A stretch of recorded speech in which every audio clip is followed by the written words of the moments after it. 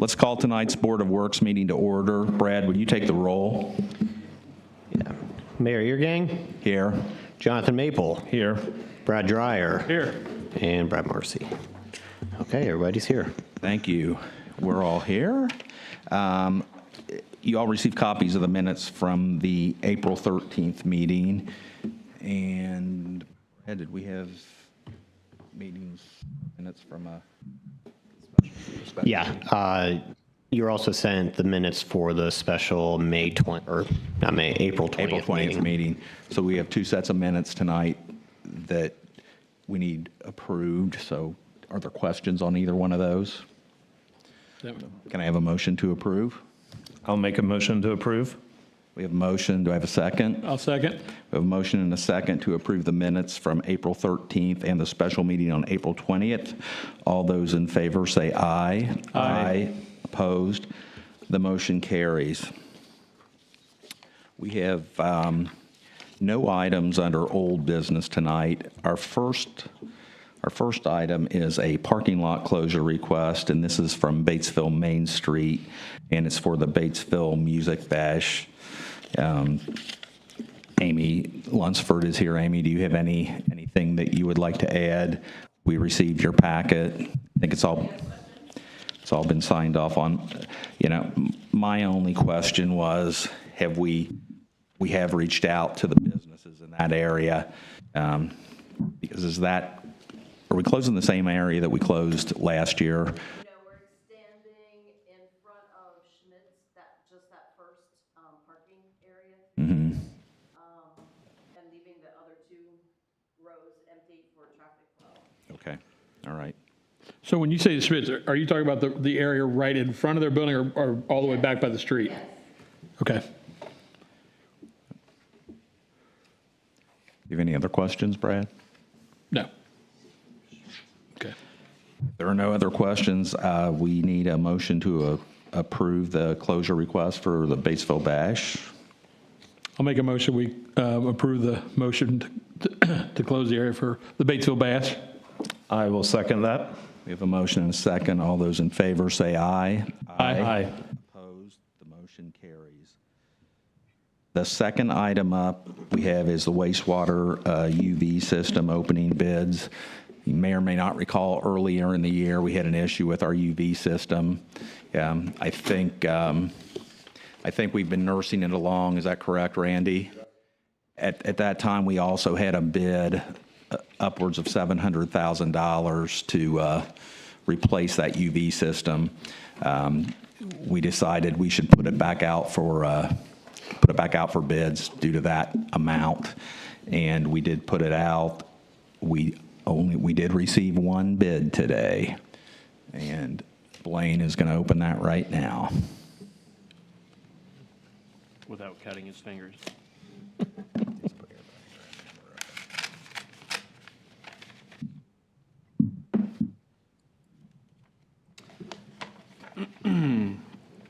The one bid received is from Uveon UVEON Technologies, LLC.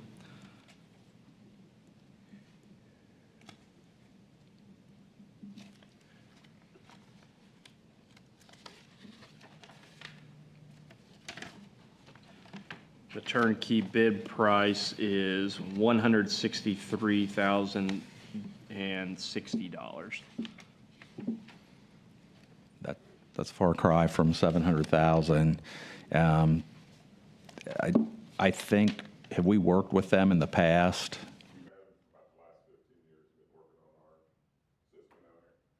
Okay. All right.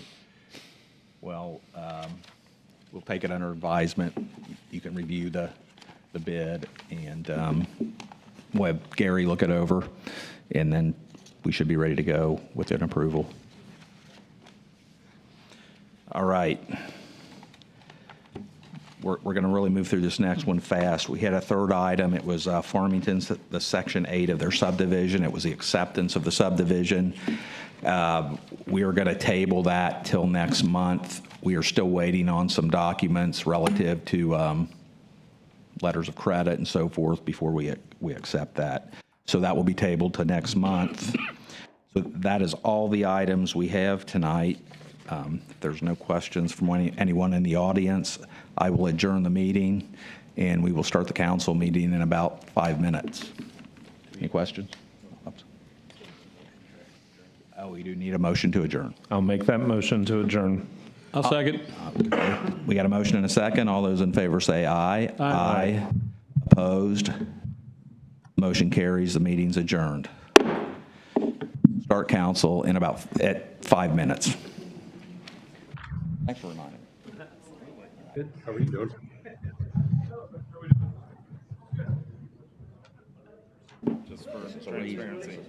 Yep. All good. All good. You said end of the month for that? That'd be great, if you can, but if you're getting, I mean, is that why you got your hair? No. Oh, okay. Whatever, I can wait, I got a jury trial this week. Oh, yeah, fair enough.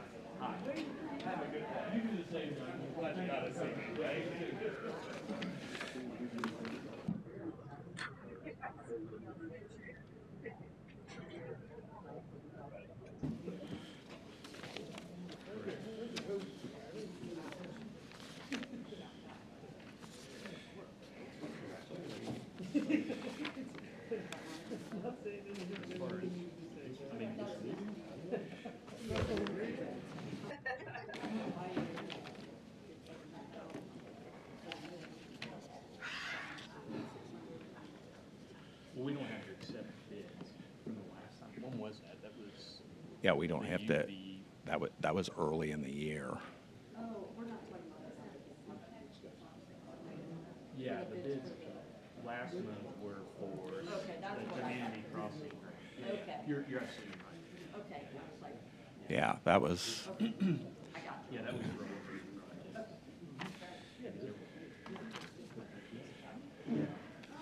Yeah, and then I plugged reading one.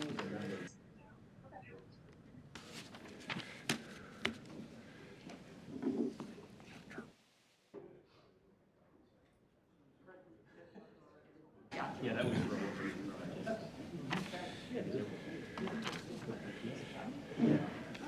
Yeah, and then I plugged reading one.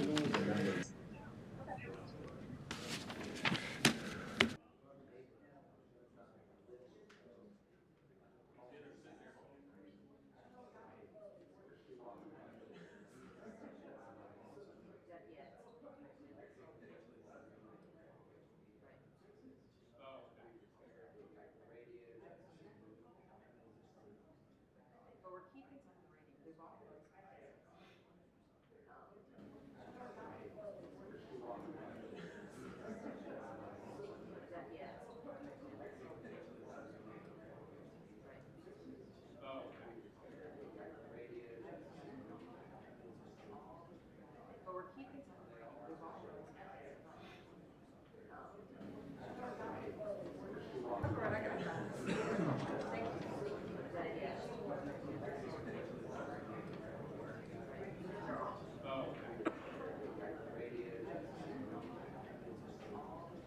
But we're keeping some of the rating, we've all those.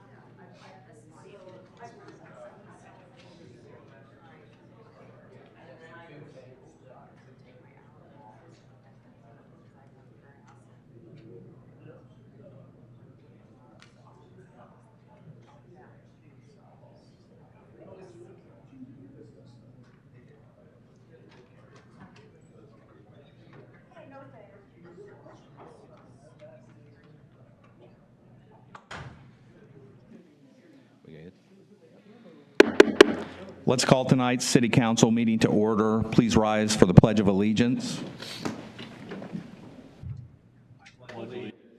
Flag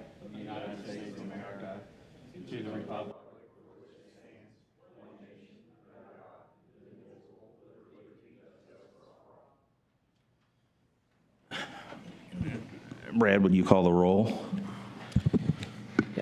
Derek Cox. Here. Brad Dreyer. Here. Doug Stock. Here. Melissa Tucker. Here. Beth Enneking. Here. Mayor Eargang. Here. And Brad Morrissey. Okay. All right, you've all received your copies of the minutes from the April 13th meeting. Are there any comments or corrections? If not, can I have a motion to approve the minutes from the April 13th meeting? So moved. I'll make a motion. Second. Thank you. We have a motion and a second to approve the minutes of April 13th. All those in favor say aye. Aye. Opposed? The motion carries. Department head reports were available at the back of the room or outside the entryway.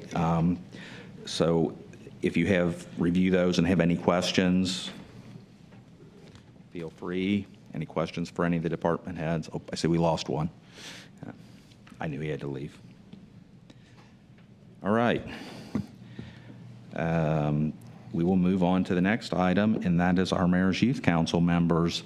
I see, I think, 5 of them here tonight. So I will ask each one of you, I think all ladies, to rise, tell us who you are and how long you've been on Youth Council and what your committees are. You can draw straws. I don't care who goes first.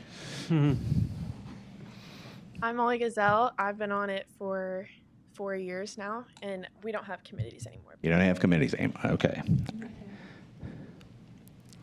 I'm Marley Denning, and this is my 4th year on Mayor's Youth Council. Thank you.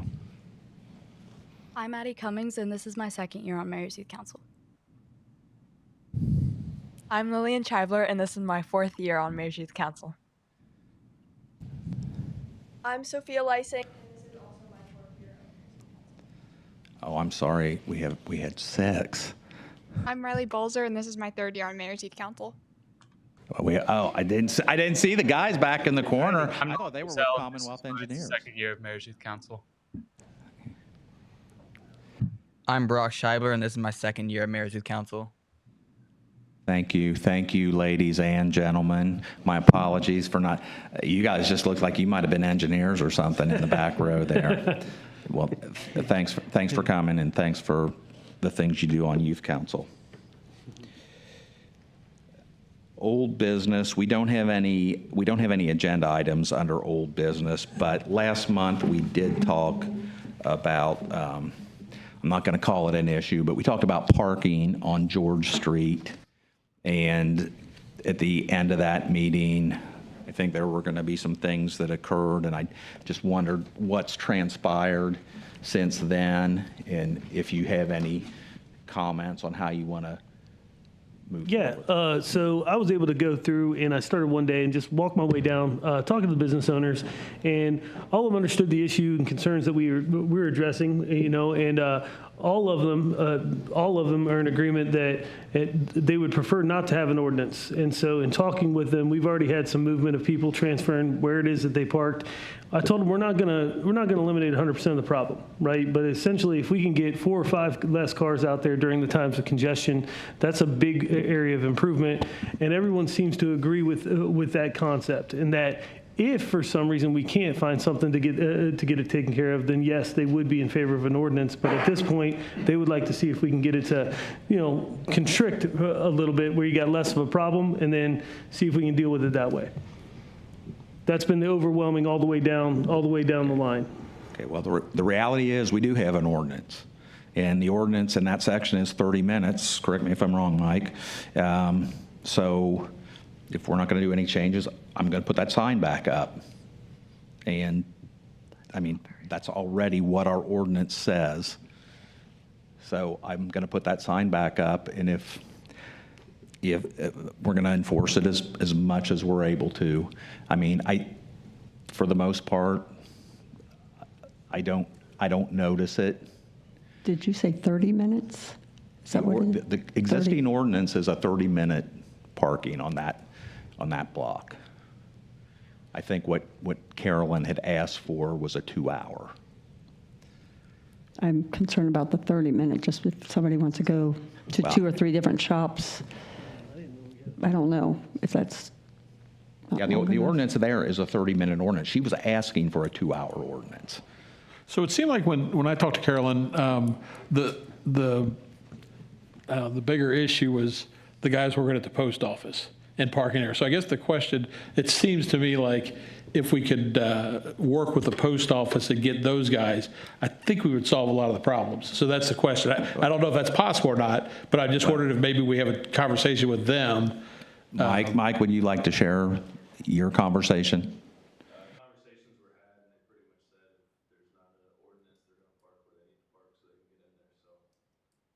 So then there is an ordinance, then. Yeah, there we would have to there is enforce an it, right? ordinance. It's 30 minutes. Yeah, right. So we'd have. They can't enforce it. Somewhere else, hopefully. Is that all the way to up and down George Street? No, that's That's that. everywhere. That's that block. Just that block, okay. That's Okay. that block. All right. And the reason the sign was removed, it was defaced some time ago, and I finally got tired of seeing it there, so I said, take the sign down. So, but I'm happy to put it back up if we don't want to make any changes. And if we do want to make any changes, you're going to have to do a mandatory endorsement or a mandatory ordinance. Does that address the issues on the other side with like Amex and Isons and all of them that are having problems? It's only the block between. I know that is. Yeah. But I thought there were complaints across. That was Carolyn's when she brought it to council, but there has also been conversation with the other side. But She was the one that was requesting okay, the so we're change. dealing with hers right now only. I would suggest, in just my conversations with them, in the 30-minute thing, it would be a jolt from the conversations that I told them. So that may be a The problem. reality is, the ordinance was 30 minutes. Agree. Regardless, I was unaware of that as well. So as I was going through and I was talking through them, and so I think it would be in our best interest to do, as they said, let's back off. We have an ordinance, right? Just continue doing what we're doing right now and see if this has alleviated some of the issues. Because I know there have been conversations with people at the post office, and I've kind of been in the middle of some of those too. So I know there's going to be some thorns that are going to continue to be there, and I'm going to walk through that with people one way or the other. But the idea is you get people to realize what it is that they've been impacting, and if you can get 5 or 6 cars to change what it is they're doing, and I know we've got a couple already that have said, all right, we're going to do this, this, or this. We're seeing movement, and I think that's really what it is that they want. Bring the case to the floor. I don't think we need to necessarily put the new sign out that says 30 minutes again. If we want to put that one out. Sign, that's an old sign. Yeah, but don't put the old sign back out, because what we've been doing essentially we've not written any violations or anything like that for any parking up there in the past X months, correct?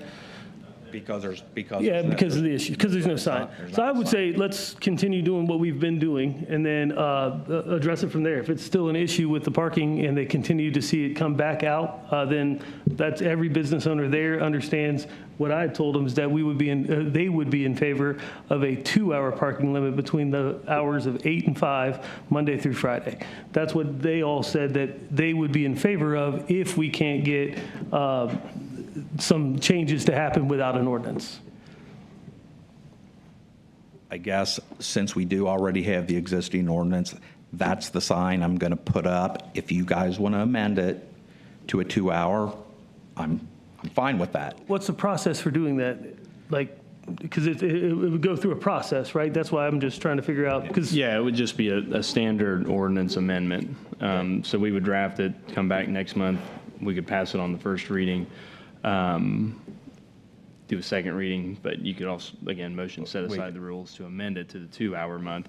But again, it wouldn't be an action item until possibly next month. Now, to your point, Derek, I think from a legality standpoint, putting the sign up, when we adopt the traffic ordinance, generally speaking, there's a 30-day latency period before you can really start enforcement. And so I think potentially a half measure here for your concerns for the sticker shock of this is from an awareness standpoint that 30-minute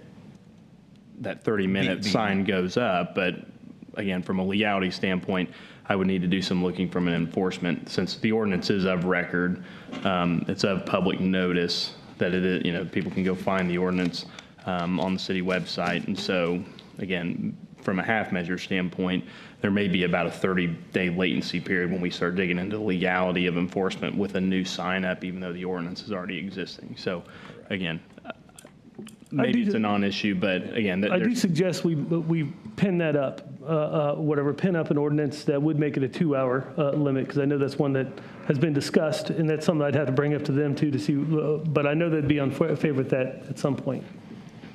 I mean, that's what I'm saying. If that's what you want to do, because it's up to you guys to pass that ordinance, and I'm fine with that if that's what you want to do.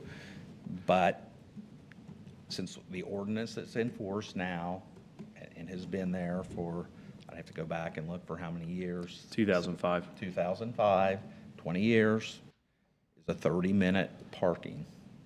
So if we put the sign back up. If there's a latency period, that's fine. But if you guys want to do that next month, So can you just, the 30-minute parking is right there.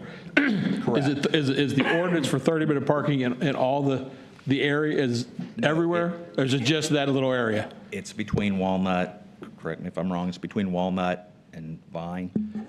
But then moving forward to other areas, is it a 2-hour ordinance? Or is there no ordinance there? Or? No, it's 2 hours. It's 2 hours. So this would just correct this to be uniform with the other ones, which would be a good idea. I think when that plant or was operating there, I think the post office probably wanted it 30 minutes, so their drop-offs and Yeah. pickups. Okay. Go ahead. Do you have something? Yeah, so the ordinance reads between South Walnut and Elm Street is 30-minute time limitation on parking. The only other limitation is in that same block is a quarter block east of Elm Street for 10 minutes. That's that. What's that ordinance number, Blaine? It's in the traffic schedule, Schedule 2 of the parking, of the traffic code, but the parking schedule is on page 57. Now, there are other areas within the ordinance, for example, on George Street, where historically, now there may have been subsequent amendments to this, but where there are limitations as far as hours to where that parking time is effective. And so that is obviously an option for council to consider is even a window of time where the 30-minute may be effective or whatever the case may be. 2 hours between. And the reality is the Historical Society is open Thursday, I believe, Thursday, Friday, Saturday, for 4 hours. Is it like 10 to 2 every day? So that's, but my preference is we not go too much into the weeds with between the hours of. Yeah, I would agree. Yeah. Yeah, but so you guys decide between now and what you want. We can have a drafted amendatory ordinance and address it next month. And just for communication purposes, if you guys want to communicate with Brad, and then Brad, just let me know what language you want to put in that ordinance for initial review. Okay. I'm happy to do so. Or if there's two versions that you all would like, just let me know that, one way or the other. So. Thank you. First item of new business is Resolution 02-2026. It's the CDBG Okra Grant. We've been through this several times before. This is a resolution where we've been notified that there are funds available through Indiana Office of Community and Rural Development for funds for part of our downtown development. Again, we've been through this a couple times before. I'm just asking for approval of this resolution so we can submit the grant request. I'll make the motion that we approve that. I have a motion. Do I have a second? I'll second that motion. A motion and a second to approve Resolution 02-2026. All those in favor say aye. Real quick before we go there, sorry, real quick. So can we explain, this is not the actual approval of getting any grant money. This is our approval of getting the grant submitted to get the money. Correct. I just want to make Correct. sure everybody knew that. Correct. Sorry. My apologies. Nope, you're good. Okay, we've got the motion and the second. Aye, sorry. Okay, all those in favor? Aye. Opposed? The motion carries. Thank you. Our next item up on the agenda, I have it as a stormwater fee discussion. And today, I sent you all some stuff that goes back to 2005. Kind of what prompted this conversation is John began his role last year as city engineer, and during the course of, there were some issues that were discovered with some stormwater, and he had a hard time finding where it was going and where it was supposed to go. And then he raised the question, why doesn't the city of Batesville have a stormwater maintenance program? And it was a valid question, and my answer was, I think the city of Batesville's historical stormwater maintenance program was, when it breaks, fix it. So as we were discussing this, we did look back. I found the ordinance from 2005 where the city did initiate a stormwater fee. That ordinance was amended in 2015 to increase those fees. Originally, a residential fee was set at $2. In 2015, city count, and this is just the residential fee, the city council in 2015 amended that amount to $3.50. There is also a commercial and an industrial fee. As of this moment, commercial users, I believe, pay $10.21, something to that effect. I do. $10.51, and industrial or $21.01. The reality is those fees generate the city of Batesville just a hair over $200,000 every year. I want to say it was about in 2015. The city entered into a bond to do a project, a stormwater project. So out of that $200,000, $50,000 of that goes to make a bond payment. I believe that bond goes to 2000 and is it 40 to 2057. 2057. So when we were starting to look at this, I did talk to John. We talked about, can you find all this stuff on the GIS? And it was, well, maybe, but it's going to take me a while. At which point, we reached out to Commonwealth Engineers. Commonwealth already does some work for our wastewater department, and asked them if they could assist us with this project. John, do you have any? I mean, yeah, as far as the GIS went, it was not that the information wasn't there, it was just in the wrong place. Like, you went to look at the pipe stuff, the pipe hadn't pretty much no information there. So when I sent it to them, like, well, there's nothing here. I'm like, well, if you click on the structure layer, it's on there. Just what they previously did for us to pretty much just get the information cleaned up so you can easily find the information. Because, I mean, as far as, making an asset management plan, you got to know what you have. And the way it was set up, it was just difficult to figure out what you had. And that's, what they did so far was just clean up the GIS so you can more easily find what you have there.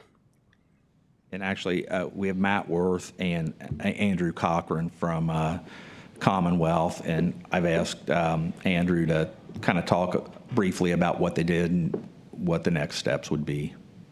Thank you, Mayor. Again, my name's Andrew Cochran. I'm a project manager with Commonwealth Engineers.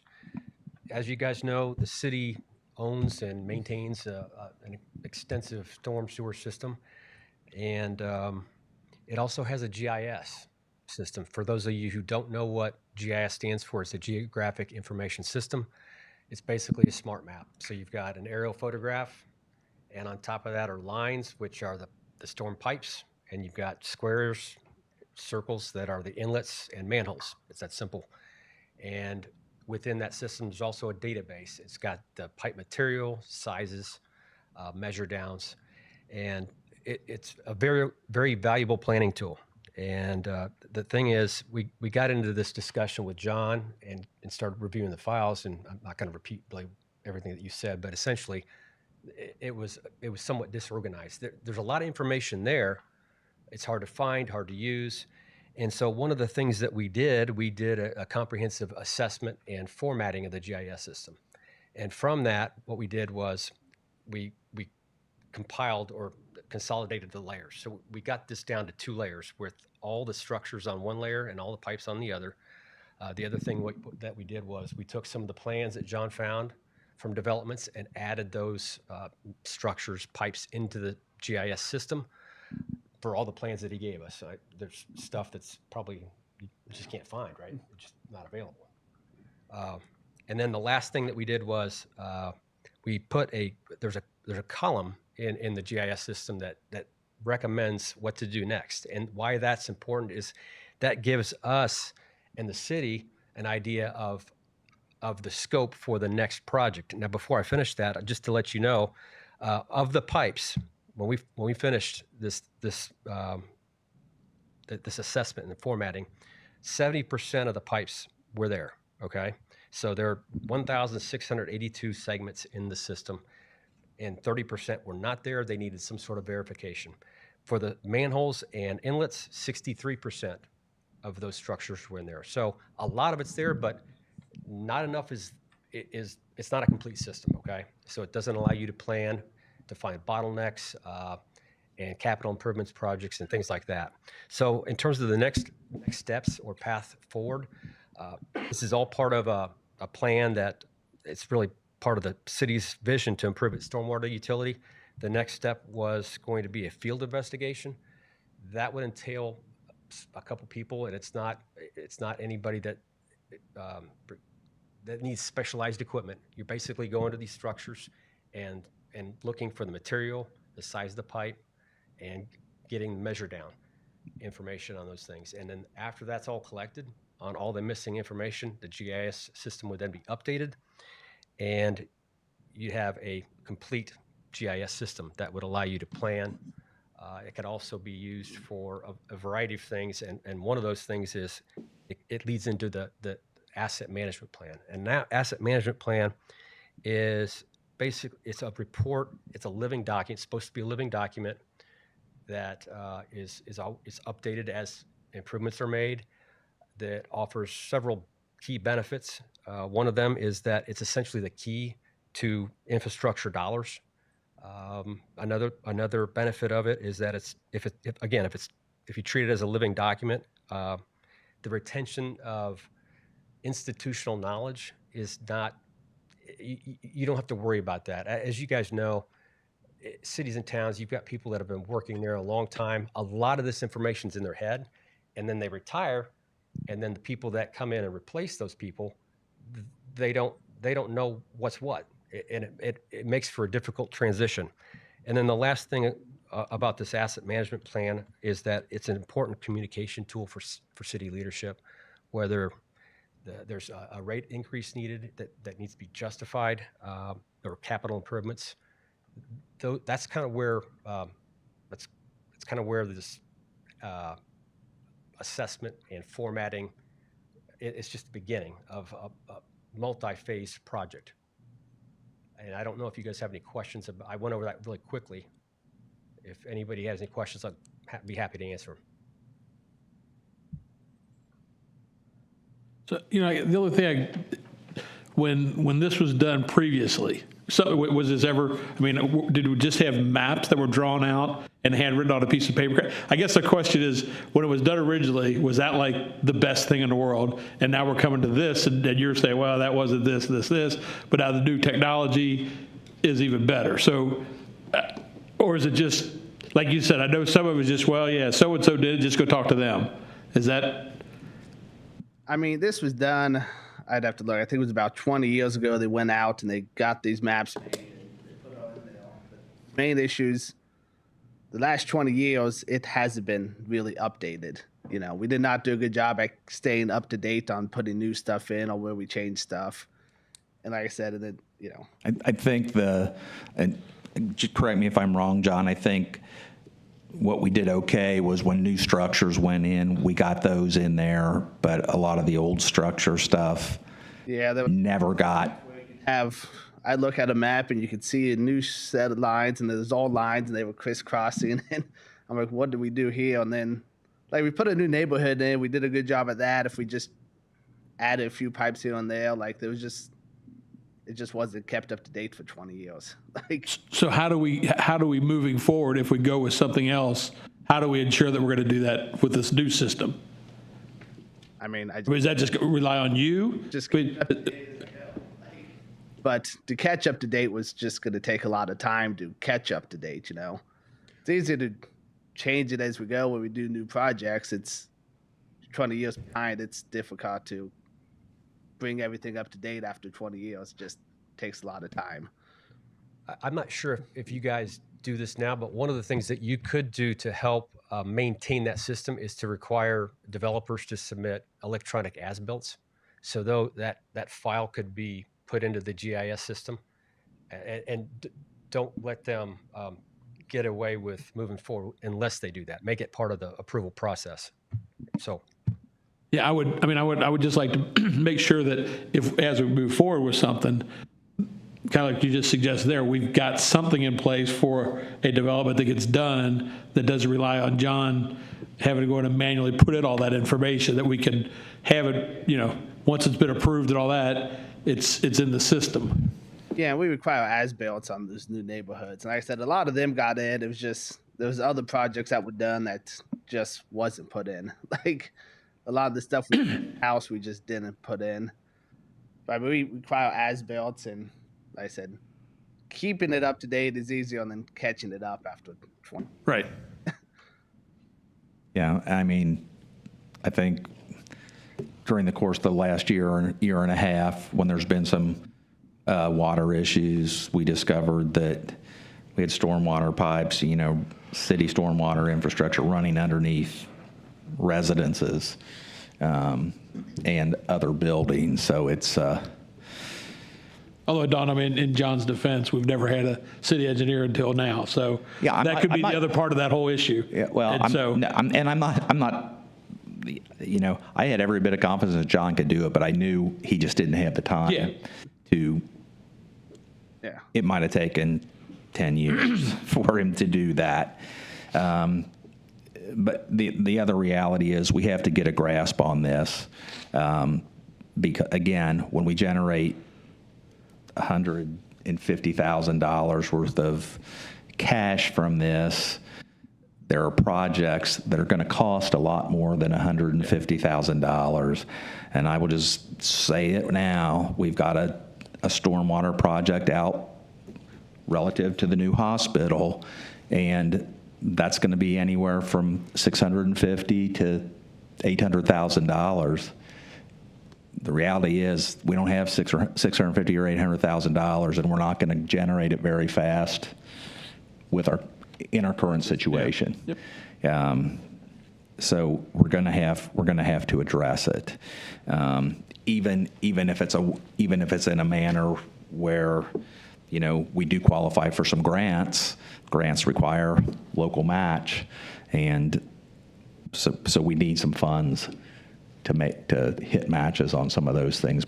And I will share with you, we are in the process of working on a grant for that specific project, but it's a federal grant, and it's going to require match that, I'm sorry, $3.50 a month isn't going to allow us to hit our match when we need to.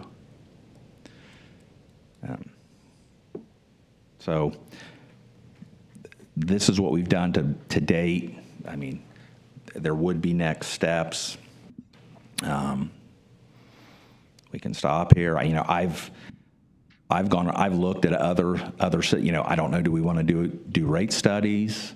I know I've had conversations with a few of you in the past, and, I don't want to do anything until we know exactly what we have or what we need. Or do we want to do you want comparisons on what other communities are paying? I can tell you, they're paying anywhere from $5 to $12.50, just some cursory information that I have. I tried to find towns similar to us in size, but the reality is I've got Westfield in there, I've got Plainfield in here, I've got Greenwood in here. I don't even know where Dayton, Indiana is, but it's in here. Battleground, if you're familiar, up by Lafayette. On the entirety of that list, though, as you go through the prices, are all of those places that you mentioned higher? Like I said, they're anywhere from $5 to $12.50. So yes. So they are higher. Yeah. Numbers, and as we looked at increase and everything else, we're still considerably behind other places that are around. We have fallen behind in my mind, yes. Yeah. I think, and there are some communities that still don't even have one, and I know they're looking at them. So yeah, we need to, in my mind, we need to do a quick study and come back and decide where we need to be. And now I will freely admit, I need to do some more research to see how they determined commercial and industrial. Sure, there's an area, an impervious area number that they use, but I'm not that guy. But I wanted to bring this to everyone's attention tonight because it is something that we need to address. So when will the time frame be to where we do have updated data, documents, all that kind of stuff? What's the time frame to turn around to where the missing 15, 20 years that we've been missing will be updated? Any idea? Well, the only thing we've done so far is the assessment and formatting. So the next step is the field investigation. That's where you're going down to these places that we don't know, the 15 years of unknowns, right? The 30% of the 40% of the system that's unknown, that's what that would obtain. Okay. And then that would be entered into the system, and you'd have a complete system at that point. And so on that specifically, what's the time frame to where it is actually updated, ready to go? Let's say you started that now, you know what I mean? If we started that today, I would say we're probably looking at 4 months. Okay, yeah, just curious. Field work, and then there'd be a little bit of office work. To go on top of it, yeah. Okay, thank you very much. You're welcome. Does anybody have any other questions? Thank you for your time. Thanks, Andrew. No other questions on that. I'm going to ask Judy Belmer to step up to the mic.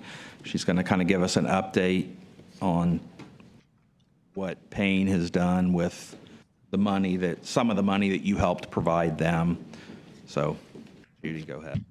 Good evening. I'm Judy. I am with People Assisting Animals in Need.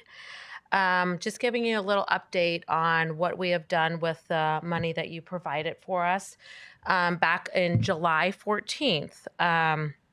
Since then, we have added 2 additional kennels on to the street department, inside, outside. We do have a washer, dryer.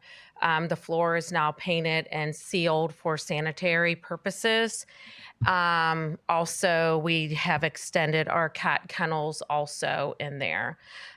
We are currently running our low-cost spay and neuter clinic out of there once a month now that we have moved from the ward building over to this street department. And I think that started in February. We have started in February. So I would just like to thank you so much for the money that you provided for us. It is a huge, it's just so nice to walk in there and see, a clean kennels, heating, air conditioning. Right now, we currently have 6 little kittens and a mom. We just actually transported out today to Muncie, Indiana. a dog that came in through animal control. So I would just like to also thank Scott and all the guys at the Batesville Street Department for working with me and ours. I'm sure it was not easy, but so he has put the concrete in, the new additional kennels. There are a few other things that we do need to do for safety purposes. The kennel tops do need to go on just to provide security when there is a dog put into the kennels. So, but thank you so much for helping with the need and the future needs of the Batesville City Animal Control. Thanks. Questions? I just have a comment that I want to share because of kind of the example that you guys have set with helping them out and then what they've done with the building. The Ripley County Or the county council. some of the county council people came up and visited our space because they know they're in dire need of a better functioning space. So ours kind of served as a little model, I would say, for theirs. Now I don't know where they are with their okay. But anyway, so but Judy and the Payne folks were kind enough to, invite them in, let them take a look at it to see if we could help them too. So thank you, appreciate that. Thank you so much for the funding. We appreciate it. The next item of new business, we have a workplace learning intern presentation. And would you like me to introduce Emma? I'll let you do it. Thank you.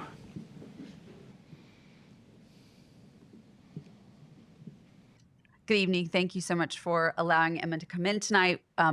Earlier this year, we started partnering with Batesville High School as part of the work-based learning program to specifically look for high potential students who might be able to help contribute to the city, and also that we might be able to give them opportunities to do challenging and rewarding work. And a few of those students are going to come in tonight, and some are going to come in on Friday morning at the EDC meeting and talk a little bit about what they've done. We have been so happy to have Emma Miller this year help us. So I'm going to turn it over to Emma so she can just talk to you just for a few minutes about what she's done over the past 2 semesters during her senior year. Hi, my name is Emma Miller, and I'm a senior at Batesville High School. I've spent, as Angela said, the last 2 semesters as an intern here at the city of Batesville, and it's been very impactful to my experience. So I want to start by thanking you guys for having me. For the past several years, Batesville High School has been doing a work-based learning program where students are able to find mentors in the community and dedicate 1 or 2 of their class periods to getting professional experience in their chosen field. I was lucky enough to connect with Angela Linville and the city of Batesville through this program. We connected because of my passion for writing and creativity, which has always been a part of my life. Since I was little, I've loved writing stories and even essays. I've also had an experience with the high school yearbook committee that taught me that I loved interviewing people and putting together projects and articles. Because I knew this about myself, I've spent a lot of time in high school asking myself the question, how do I build a career out of writing?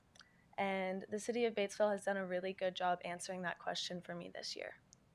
Since I've been an intern here, I've taken on a number of responsibilities, from working on professional marketing material to helping build the mayor's newsletter. Although I've enjoyed my internship through and through, my favorite part has been putting together feature articles about organizations in the community.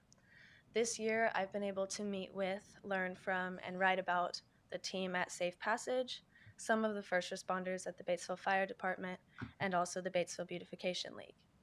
Not only has this been an amazing way for me to build on my writing skills, I've really enjoyed being able to meet new people, learn their stories, and put together projects for my community. Overall, this internship has allowed me to continue being creative and independent, while also teaching me many lessons that will continue to help me after I graduate this spring. I've learned a lot about communication and organization, and I've also learned a lot about Batesville, not just writing. By working with different forms of writing every day, from the newsletter to social media accounts and marketing material, I've also learned how to adapt my ideas to different audiences and situations, which will continue to be very helpful to me, especially after I graduate. I'm going to be going to the University of Indiana, Bloomington, and I'll be majoring in journalism with a minor in creative writing. The most important lesson that I'm going to carry there that I learned here is that my passion for creativity, or anyone's passion for anything, is not impractical, and there are professional experiences in all of our communities that we can find through experiences like the Work-Based Learning Program that make a difference.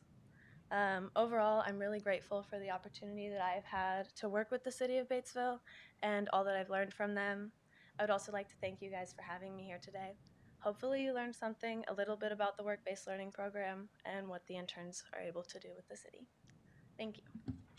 Thank you.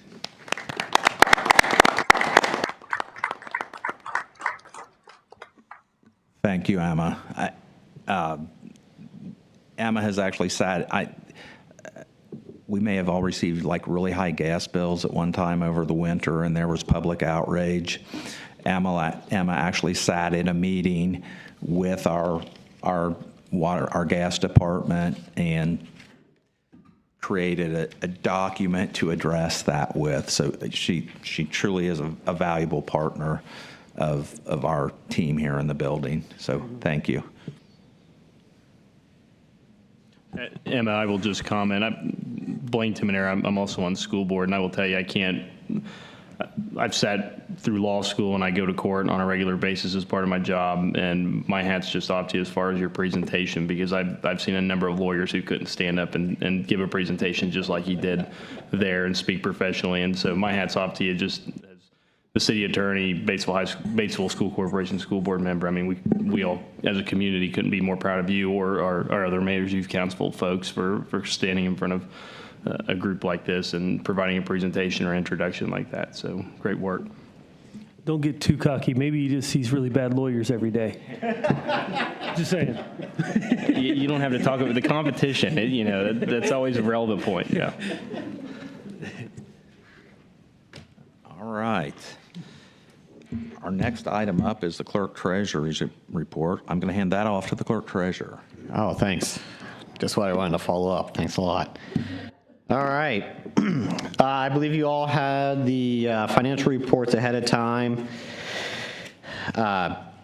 Everything's pretty much same as every other month. A few big things of note. We did pay off one of our big RDC bonds, $1.7 million, which being able to pay off early, we saved several $100,000 as opposed to continuing to pay that through the next decade. If you look at our general fund, our spending to date, where we expect to be, we're still on schedule. And if you look at supplies, we're a little behind on that. Just a note, the pool, we spent about $40,000 on chemicals for that. That's a one-time fee. Then if you look back through wastewater, we've had a few big projects that we've been working on, repairs. Same with gas, and water's on track still. So, yeah, does anybody have any additional questions? Office is always open if you want to come and learn more about it, get more details.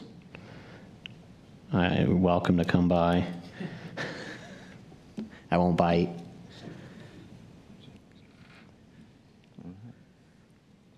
No questions. Thank you, Brad. We will need to approve tonight's claims, so I will need. Got a motion? Do I have a second? I'll make a second. We have a motion and a second. All those in favor say aye. Was that Melissa? Yes, it is. Yeah, it's Melissa. Sorry. Okay. Yeah. Were those all ayes? Yep. All ayes. Thank you. Motion carries. Next item up is the mayor's report. I will try to be brief. We did discover today that they will start seal coating the downtown Village Green parking lot. I think they're going to begin with the section where the farmer's market is, and then on Wednesday and Thursday, they're going to move over and break it into a couple of sections. They're going to do the section by the office shop and so forth second, and then that final section over toward the liquor store, I believe, on Thursday. And Melissa, I think we shared a copy of the map with you, so if you wanted to share that over there. And I think John was out there today talking with the affected businesses. And I sent out an email also to all of them. Okay. I want to thank Batesville Main Street and the Kiwanis for, the atmosphere they created downtown this past weekend. And much to the chagrin of some people, it was great seeing so many cars downtown and so many people on the street enjoying, all the events. This coming Saturday on May 16th, Amex Well will host their Puppuccino event. It's on May 16th from 12 noon until 2 p.m. And they are going to have live music by the Cross Porch Pickers and a training demonstration by Dog Theory University. And there will be a variety of local vendors. And again, that happens near Women's Inspiration Park in that area. The Batesville Memorial Pool will open its doors for the season on Sunday, May 24th. They will be open from 1 to 6 p.m. You can log into batesvilleindiana.us for daily season pass and pool hour information. The VFW Post invites the community to a Memorial Day remembrance ceremony at Liberty Park that will be held Monday, May 25th at 11 a.m. It's a great opportunity for the community to gather together and honor those who gave their lives for our country. Batesville celebrates the 250th events are underway. From mid-May through Independence Day, our entire community will come alive with patriotic artwork, local history, service projects, movies, music, and activities designed to bring neighbors together. On July 3rd, we shift into high gear. July 3rd will be when we have our fireworks event, and that will be at the Plex. And July 4th, we will have a parade that will go through downtown, ending at Liberty Park. And I think there's a costume contest. Matter of fact, I know there is because that's my wife's thing. So there's lots of events happening, so please take part if you can. Other than that, I don't have anything else to add. If any, do we have any members of the community that have any comments that they'd like to make? Daniel, could you step up to the mic? Hi, yeah. Daniel, I'm speaking as a resident of Batesville. It's kind of a small thing. In the mayor's newsletter, which is great, by the way, there's a section for keeping up with state legislation. They mention in there that there's like an indianahouse.gov URL that you can check. Mm-hmm. They also mention indianahouserepublicans.com to check. I just had a request that in the future, if we could include indianahousedemocrats.org, just so it has like both Republicans and Democrats mentioned, that would be good. So, fair enough.